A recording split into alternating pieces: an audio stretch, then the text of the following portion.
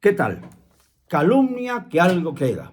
Eso dice el adagio, un adagio bastante hipócrita, aunque sirve más bien para limpiar las impurezas muchas veces que se dan a costa de las actuaciones viscerales de las autoridades. Sobre todo, es muy fácil calumniar a quienes no tienen el poder con el peso del poder. Esto viene a colación porque a últimas fechas se ha vuelto a decir que yo tengo problemas penales con las autoridades españolas. Calumnia total.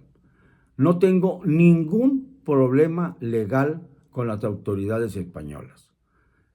Está totalmente limpio mi nombre y mi expediente. Ocurrió un hecho, sí, el 26 de noviembre de 2012, la última semana de gobierno de Felipe Calderón, a 5 días prácticamente de la asunción del miserable Enrique Peña Nieto, y allí fue cuando estalló todo. Un incidente doméstico que me sacó completamente de mi tranquilidad en Madrid. Miren ustedes, es muy simple lo que ocurrió. La madre de mi hijito Julián le aventó un plato de cerámica en el brazo y lo hirió en el brazo izquierdo. Era un plato lleno de nachos y estaban los nachos y la cerámica del plato regados por el pasillo. Le pregunté, bueno, ¿qué pasó?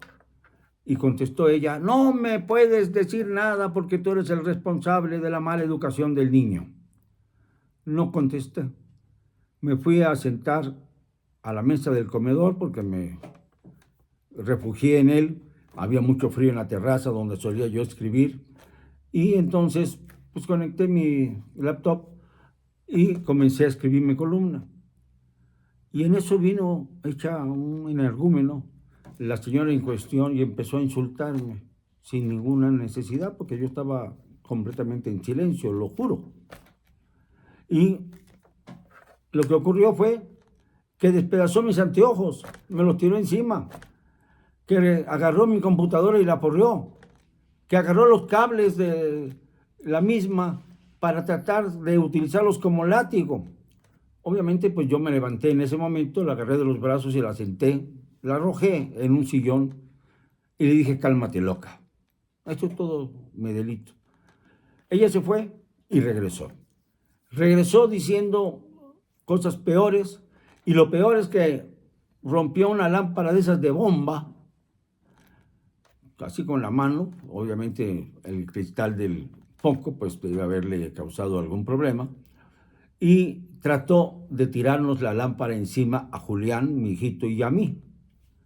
Esto pues ya no lo podía permitir, me fui, agarré los puños de la señora y no se los solté hasta que tiró la lámpara, que por cierto no sufrió ningún daño. Fíjense, estaban las manos de ella abajo y al soltar la lámpara no se dañó. Pero siguió forcejeando. Y en este forcejeo me llevó, yo creo que por la esquizofrenia, hacia la pared con una fuerza poco usual. Y yo lo que hice fue desprenderme de ella, que se arrojó a la cocina.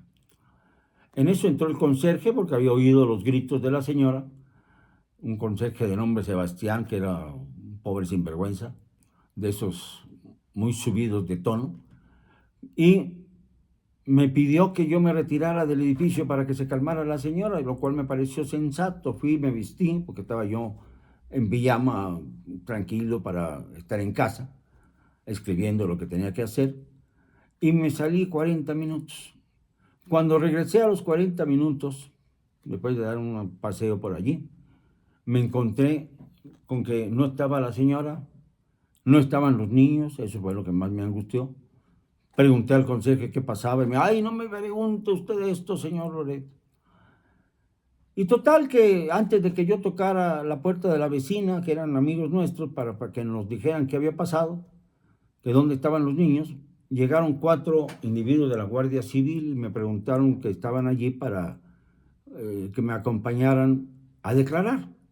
Yo pensé que se trataba de una declaración rutinaria porque en ese momento me enteré además de que la señora se había ido, como no había necesidad, con los paramédicos. Luego supe cuál era la razón de fondo. con el testigo de mi hijo Julián, nuevamente lo nombro, es un muchacho extraordinario, me dijo cuando regresó a México, después de 1 año y medio que no pude estar con él, me dijo que su madre había agarrado un cuchillo y se había lastimado la mano para tener pretexto para denunciarme. Yo no supe de esto hasta que llegué a la comisaría. En calidad, yo pensé que de requerido para tratar de darle información a la policía de lo que había ocurrido, a la Guardia Civil Honorable de España. Y ahí me enteré que estaba yo en calidad de detenido. Dije, bueno, ¿y quién me denunció? Se han pasado 50 minutos de que pasó el incidente. ¿Cómo pudieron denunciarme si se fue la señora a los paramédicos a curarse la herida que ella misma se había hecho? En resumidas cuentas, me trataron mal, me dijeron, ya tenemos al extranjero que andamos buscando, como si hubiera yo cometido un delito gravísimo. Yo no había hecho absolutamente nada. Y finalmente me llevaron a comisaría, me detuvieron y luego me hicieron pasar la noche en una celda, maloliente, horrible. Todo esto está aquí, en mis libros. No he ocultado absolutamente nada, salvo lo del asunto de la cuchillada que se pegó en la palma de la mano la señora. Y esto no lo dejé atestiguado porque no lo conocía al momento de escribir el libro, sino lo conocí tiempo después cuando mi hijo Julián regresó a México. Y regresó a México cuando esta señora me manda un mensaje diciendo que lo mejor para él era que fuera formado por un buen padre como había sido yo. Así, textualmente. Obviamente acogí a mi hijo y en uno de esos días me contó toda la historia que les acabo de relatar. La señora presentó denuncias y por ello tuve que comparecer ante un juez al que le narré la historia.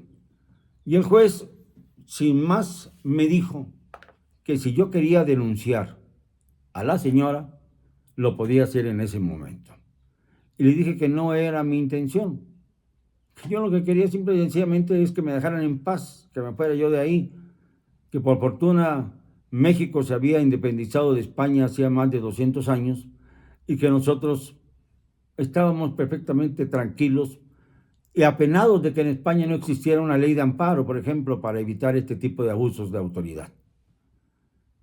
Me retiré y me fui a casa y luego me di cuenta de que era mejor no estar allí. Me fui a dormir a un hotel cercano a la casa. Fui por mi hijo Julián para llevarlo al colegio el día siguiente y los 3 días subsecuentes antes de venir a la Ciudad de México con la autorización del juez que me liberó de todo cargo al enterarse de cuál habían sido los verdaderos sucesos. Todo esto lo digo porque me han dicho que yo golpeé brutalmente a mi esposa y que la mandé al hospital. Esto es una falacia que solamente es capaz de producir una mente enferma y que han aprovechado los lacayos de López Obrador, entre ellos, por supuesto, Jesús Ramírez Cuevas y su adalid, un árabe que dice que nació en Yucatán y que tiene francamente muy mala reputación en todas partes, quien ha escrito barbaridades acerca de mi familia, ninguna de ellas cierta, todas calumniosas, y puedo ir describiendo una por una, pero no es el caso de este momento, en este momento. Y naturalmente que me defendí, regresé a España con un gran abogado, Florencio Madariaga, y con los servicios además en España del licenciado, le llaman allí, el abogado Eusebio Caballero. Y gracias a ellos pude otra vez intervenir en juicios idénticos, en 2 casos, uno de violencia de género, etcétera, y les demostré absolutamente que no había nada que pudieran imputarme. Salí totalmente exonerado de ambos juicios, pero eran 2, una por injurias y no sé qué. Según ello, le había yo dirigido a la señora en cuestión a través de internet. No hubo absolutamente nada por lo cual me pudieran perseguir. y de inmediato me liberaron en la primera ocasión, y en la segunda ocasión pasó lo mismo, porque llegué al aeropuerto de Barajas en Madrid y me llevaron a la comisaría unos minutos para que compareciera yo ante el juez. Y el mismo juez me volvió a dar la razón. El caso es que no hubo mayor seguimiento al asunto. Y esto es de lo que se aprovechan para decir que yo tengo problemas legales en España. No hay ningún problema legal en contra mía. Puedo viajar a España cuando me dé la gana y cuando tenga el suficiente dinero para hacerlo. No lo he hecho por eso, por economía, que desgraciadamente se ha ido al traste, sobre todo en los últimos meses, y sobre todo porque la señora en cuestión ha cambiado su domicilio permanentemente para escabullirse, temiendo que yo la demande o la denuncie por los actos que ella cometió. No lo haré, ni tuve nunca la intención de hacerlo por respeto a mis hijos. Así soy yo. Y entonces, lamentablemente, han hecho esto un festín de calumnias y de infamias. Como también López Obrador ha dicho que soy guachicolero, cuando debió perseguir a los que son verdaderamente dueños de gasolineras y que llevan mi apellido, los Loret de Mola Gómez, y que no son parientes míos, pero para nada, y que sí son dueños de una empresa de gasolineras del sureste llamada Lodemo, a la que he pedido yo reiteradamente que se le haga una auditoría para ver si tengo yo alguna pequeña intervención en ellas. Nunca la van a encontrar, pero ha sido parte de las calumnias que López Obrador ha dirigido a mi familia. Ya no les cuento todo lo que ha dicho de mi hijo Carlos metiéndose en la vida privada de él, en los ingresos que ha tenido como periodista. Si son muchos o son pocos, eso no es cuestión que lo juzgue el señor López Obrador, porque son cuestiones particulares. No provienen del erario público, del que ha vivido toda la vida el señor López Obrador. López IV.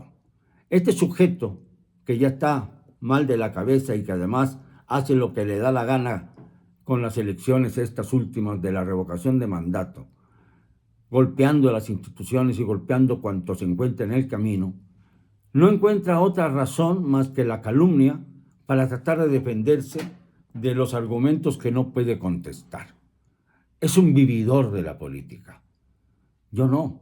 Yo he vivido toda mi vida de mi trabajo como profesional del periodismo, de mis libros. Y cuando he tenido un suceso serio como este, serio para mí, muy débil para la cuestión de la justicia, entre comillas. Bueno, pues he escrito libros que me han dado suficiente margen para poder sobrevivir a estos tiempos duros. Y seguiré escribiendo, ya estoy escribiendo uno que remata lo que ya escribí sobre Andrés Manuel en El gato pardo de Andrés. Pues bien, no han cesado los ataques y las calumnias contra mi familia.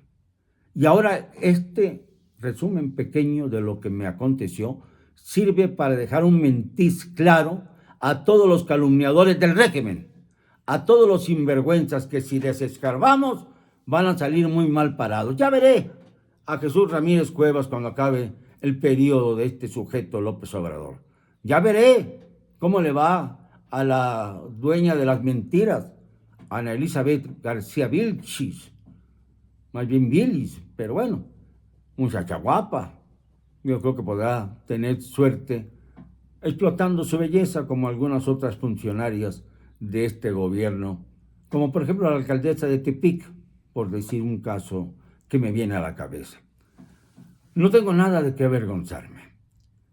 Las calumnias no me llegan, como dijo alguna vez un personaje de la historia del país.